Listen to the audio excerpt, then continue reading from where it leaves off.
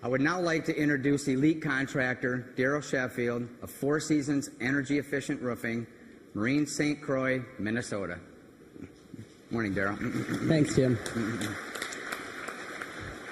He even got the pronunciation of my name right. That's really good. Did I get it good? Thank you.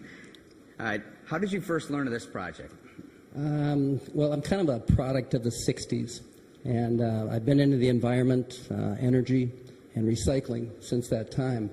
So I've had a lot of people around me that's in the environmental fields, and kind of like what goes around comes around. I have a friend that's an environmental engineer, and he sat me in on a meeting for doing this roof, and boom, it was there. But there's a lot of incentives out there, a lot of things. Look at your power companies and things for the municipalities and things like that where you can find this. That's what you want to find as the energy field people.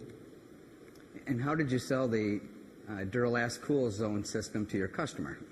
That was a real easy sell because due to the fact they already had geothermal, it's a 52,000 square foot area, and it costs $2 a square foot for them to run that place. The geothermal knocked out half of it. And they also were hiring the handicapped. They'd bring them in, and they'd go out and collect all the plastic bags, bring them back and block them up and go in for recycling. They do 1 million pounds of that a year. And then also they've come up with that the caps on all your bottle caps, all the plastic caps. They can be recycled. There was 1 million pounds of caps that they can recycle and grind up that doesn't have to go back to the landfill. So due to the fact that we've got prefabrications, we had a little waste, he liked that. He also liked the fact that all the areas that you don't have the solar collectors there, it's the reflectivity aspect and it gets away from the heating and cooling part of it. Okay, Darrell, many associate energy savings from a white reflective roof system with the hot southern climates. What are the benefits of white cool roofing in northern climates? Well, this is an interesting story.